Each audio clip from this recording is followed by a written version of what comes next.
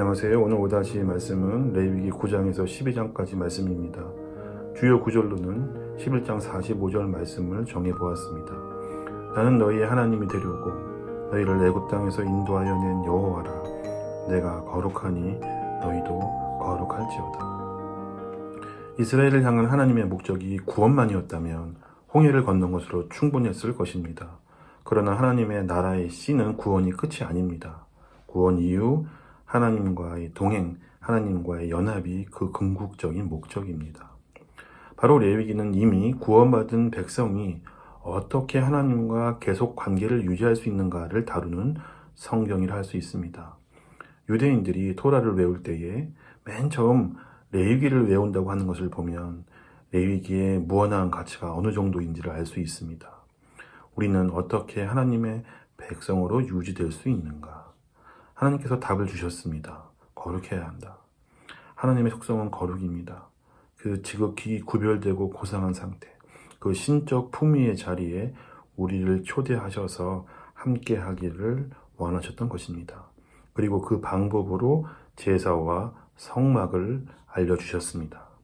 제사는 우리가 죄로 인해 부정해질 때 다시 거룩해지는 방법입니다. 성막은 죄를 씻고 사함받은 후 다시 하나님과 동행하고 연합하는 은혜의 자리입니다. 레위기는 마치 신랑 신부가 결혼하여 그 결혼 관계, 그 언약 관계를 유지하기 위하여 깨끗하게 씻고 한 방에서 서로 사랑을 나누는 것과 같은 그런 사랑의 관계를 연상하게 합니다. 이러한 맥락에서 오늘 읽을 성경은 9장에서부터 10장까지 하나님과 이스라엘 사이에서 관계를 중재할 제사장이 어떤 규칙과 자세를 지녀야 하는지와 11장에서 12장까지 백성들이 거룩을 위해 먹지 말아야 할 음식, 그리고 아이를 낳은 여인들이 지켜야 할 것이 무엇인지를 알려주고 있습니다. 특히 레위기는 서론도 결론도 없고 또 법과 규칙을 다루고 있는데 특히 10장에서만 하나님의 명령을 지키지 않은 제사장, 아론의 아들들의 죽음이 사건으로 등장합니다.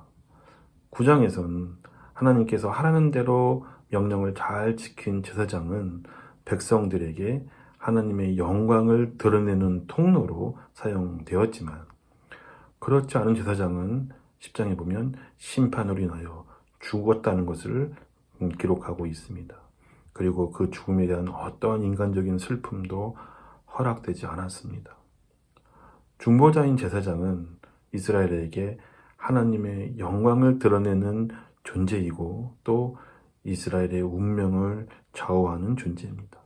제사장이 어떻게 하느냐가 하나님과 이스라엘의 관계를 설정합니다. 그러나 제사장도 인간이기 때문에 완전하지 않고 거룩하지 않습니다. 인간 제사장은 결국 이스라엘과 하나님을 완전히 화목하게 하지 못합니다. 때문에 하나님께서 완전하고 거룩한 대제사장이신 하나님의 아들 예수님을 우리에게 보내주셨습니다. 우리에게 있는 제사장은 우리의 연약함을 동정하지 못하실 리가 아니요 모든 일에 우리와 똑같이 시험을 받으신 이로되 죄는 없으시니라. 그러므로 우리는 긍휼하심을 받고 때를 따라 돕는 은혜를 얻기 위하여 은혜의 보좌 앞에 담대히 나아갈 것이니라. 레위기의 그 엄청난 규칙을 다 지켜야 겨우 나아가서 만날 수 있는 하나님의 면전, 하나님의 보좌, 거기를 더 나은 제사장, 완전한 대제사장이신 예수님의 순종으로 우리는 한 방에 갈 수 있게 되었습니다. 그래서 우리가 예수님을 믿는 것입니다. 예수님은 누구십니까? 예수님은 추한 자의 정함이고 죽을 자의 생명이고 죄인들의 중보시며 멸망자의 구원이며 우리의 평화이십니다. 오늘도 예수님 찬양합니다. 예수님 찬양하는 하루 되시기를 바랍니다.